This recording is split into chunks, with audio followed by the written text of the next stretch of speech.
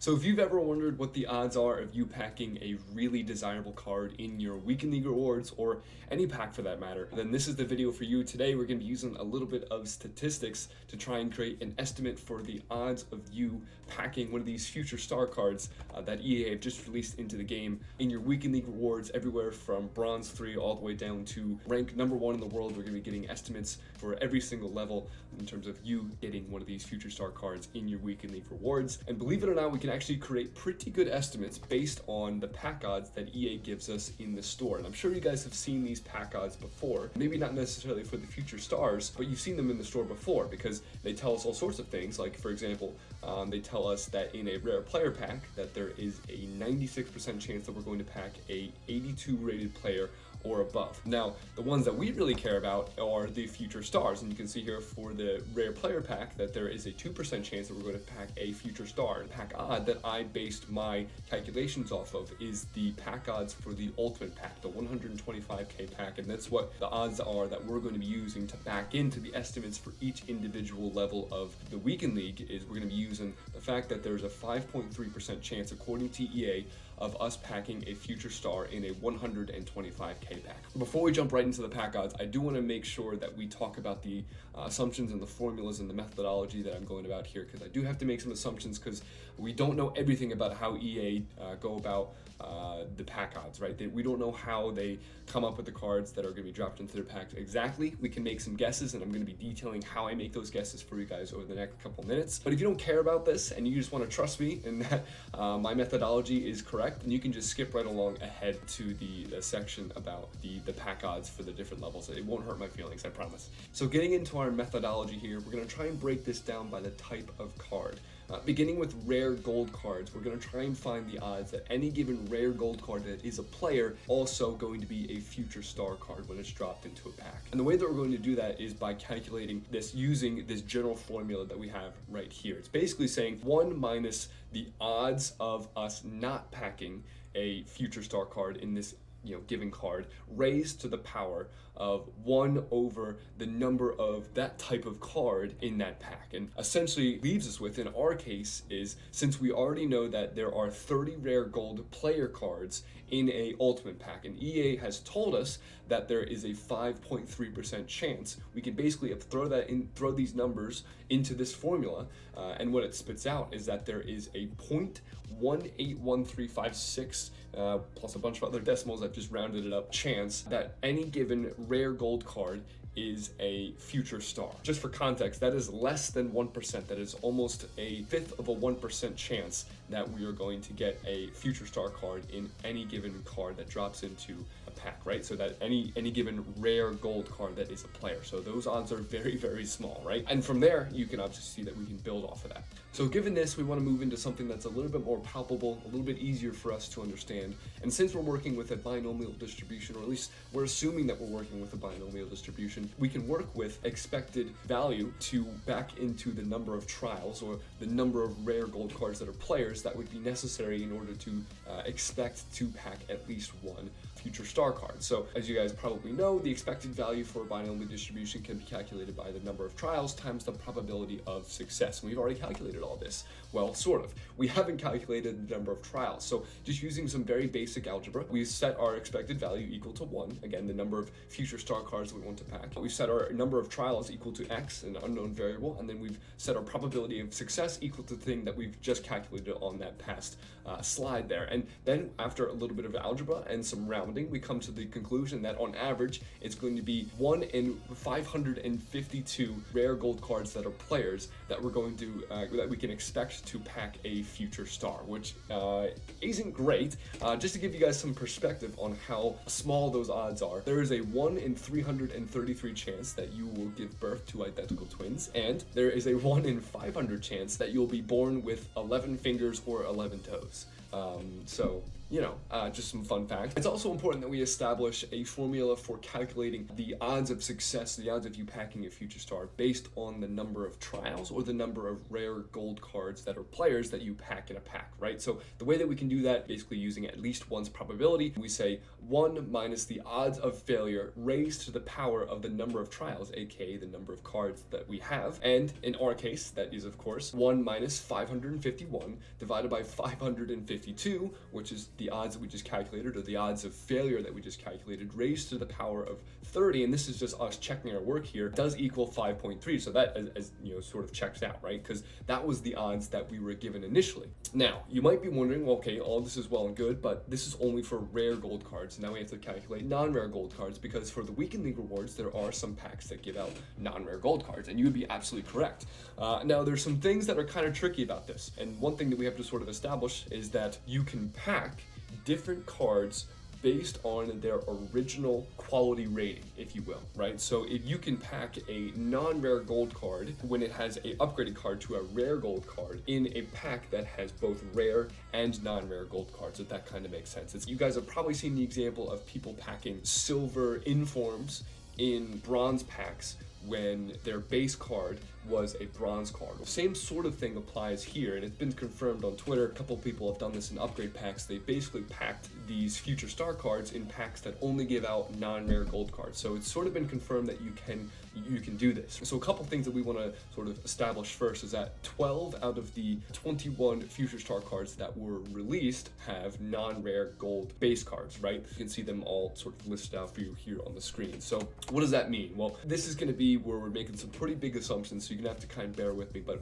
I've taken the odds to sort of compensate for the fact that only 12 out of the 21 of them are non-rare gold cards. I've said, okay, let's take the odds of us packing it with a rare gold card, and then let's multiply that by 12 over 21 to give us the odds of 1 over 966. And that is supposed to be sort of the 1/2 of compensating for the fact that they're non-rare gold cards. And then the other half of that is knowing that, okay, so there's 783 rare gold cards, there's 1,334 non-rare gold cards. This is definitely not how they sort of distribute the pack odds giving out, but this is probably the best guess that we can have in terms of taking another step down from the rare gold cards to the non-rare gold cards. So we take that 1 over 966, multiply that by the ratio of the rare gold cards to the non-rare gold cards, and we arrive at roughly 1 over 1,646, which is essentially 0.06%. So we're getting to the really, really small numbers now. Just for reference, if you are familiar with Major League Baseball, you have a 1 in 1,000 chance of heading to a Major League Baseball game and catching a foul ball. Another reference that I'm sure most of you guys are familiar with. There was a 1 in 5,000 chance, according to the bookies, that Leicester City was going to win the Premier League. So crazier things have happened, right? You can pack a non-rare, or you can pack a future star from one of these non-rare gold cards. It's definitely possible.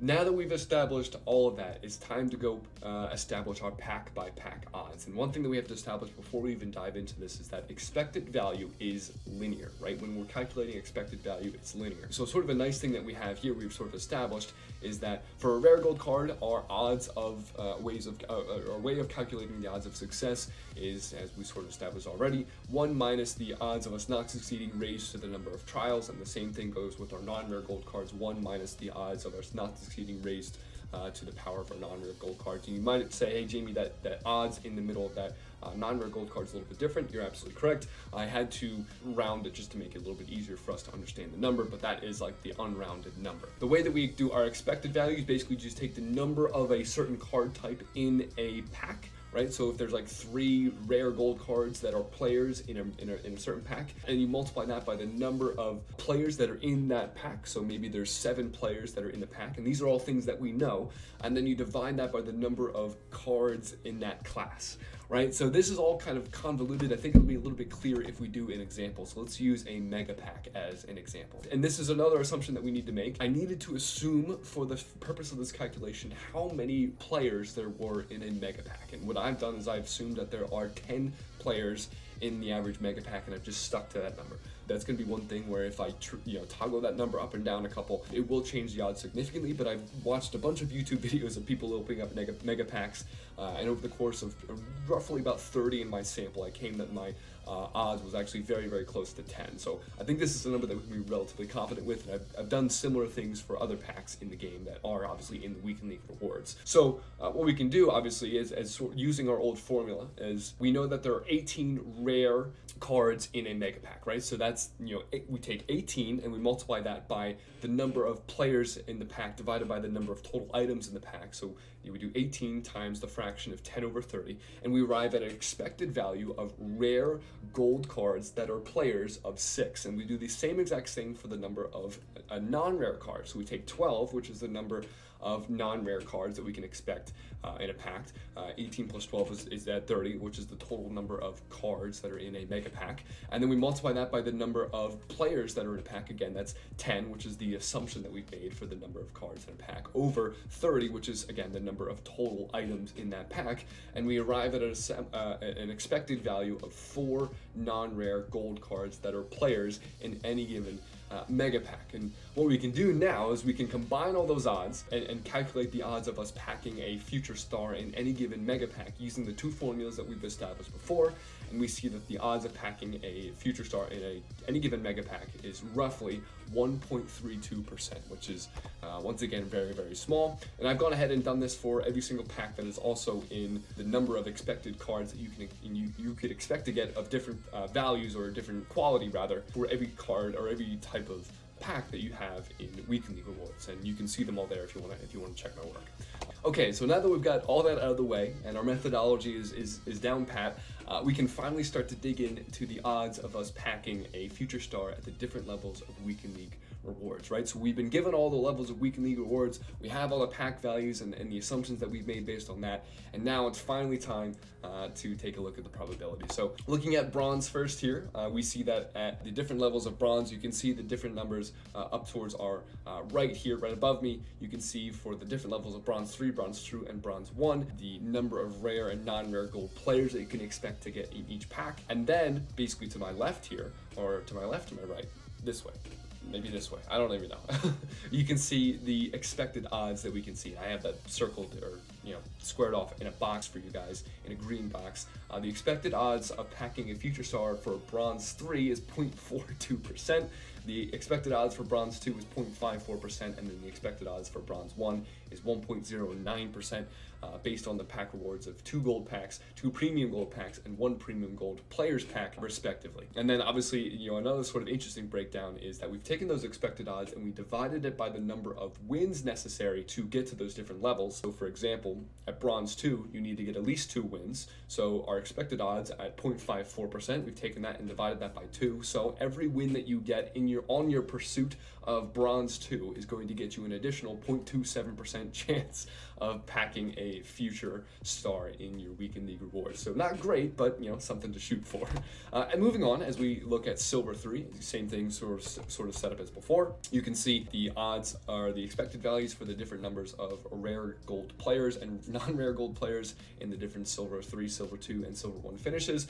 And then you can see that the odds start to get a little bit better. For silver 3, you see a 2.23% chance. A silver 2, you see a 2.75% chance. And then silver 1, where we start to get pretty good. And this is where you'll start to notice a trend. The mega packs and the packs that only have players in them tend to do well compared to their sort of comparative packs that have a bunch of consumables in them. So you see that for the silver 1, you get a 4.89% chance, which is considerably better than the other ones that we've seen so far. And obviously you can see the expected values. The big jump there was for silver 1. Every win that you have in pursuit of silver 1 is going to get you a 0.44% chance increase every win that you get, so not bad. And now moving on to gold 3, and this is a rank that I imagine a lot of you guys are finishing in, so shout out to everyone that just skipped to this part, how are you? But this is, you can see here the odds gets kind of interesting, right? So you can see that at gold 3, our odds are 4.74% chance of you packing a future star, and then it interestingly drops down to 4.26%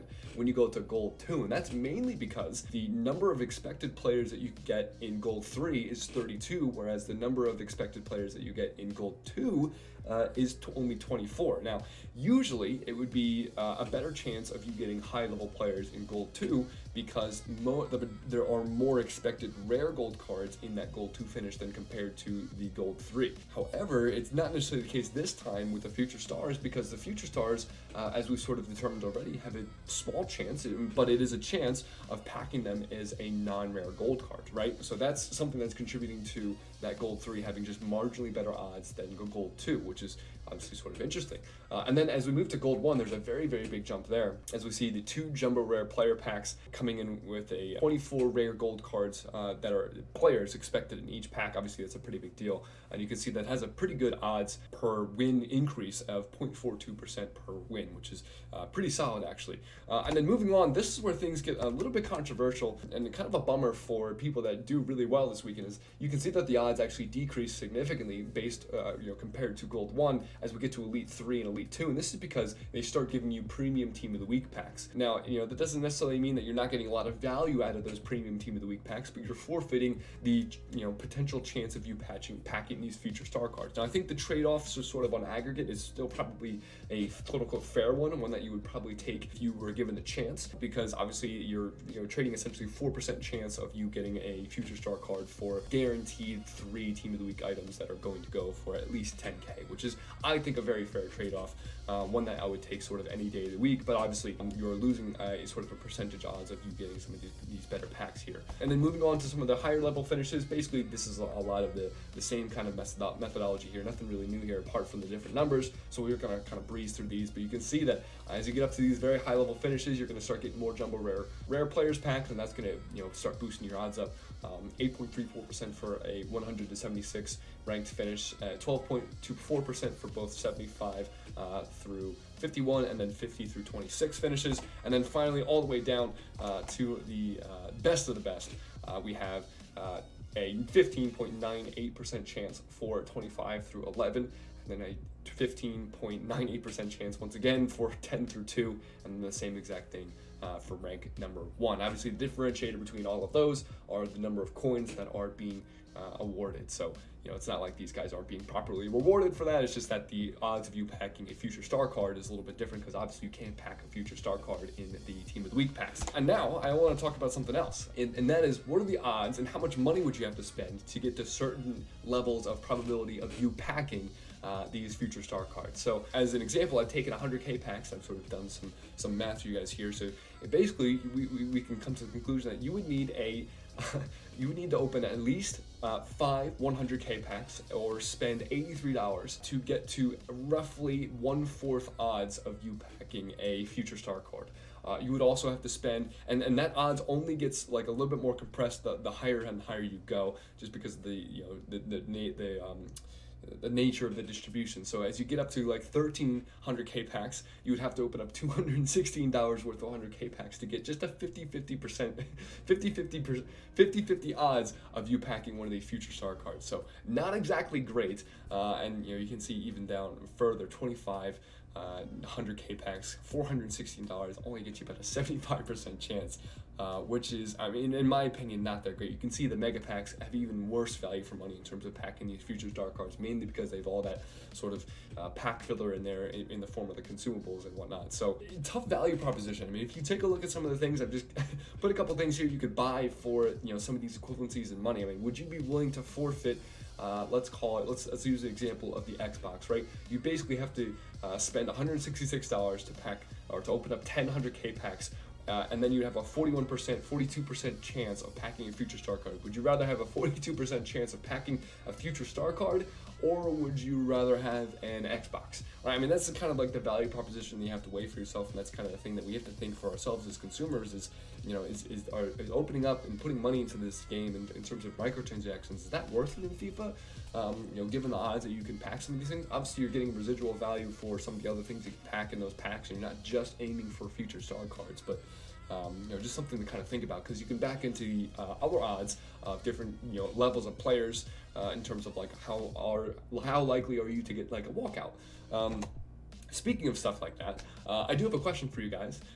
What are some of the things you want me to do with this information? Now that I've sort of established these generalized formulas, we can back into different types of things, right? So we can back into the odds of you packing a future star in a silver pack. Believe it or not, it's actually possible to find out because there are 4 silver guys that have base cards. And if you remember, we talked about how if you have a base card at a certain level, you can pack them in some in a pack that gives out that type of card. I can figure out for you guys the odds of you packing a future star based on if you did like an icon SBC, and the rewards that you get from that. Is there like a 15% chance that you get it from an icon SBC, a 20% chance, and how does that change how you think about an icon SBC?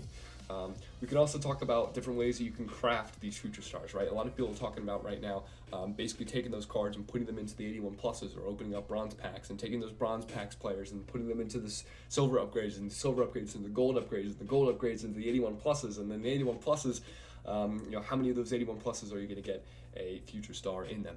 Do we want me to calculate something like that? And then finally, a future application for this too are odds of packing different ratings of players. We can back into all sorts of kinds of things, create distributions, and sort of give a better picture of packing different ratings of players, even if EA don't give us those ratings.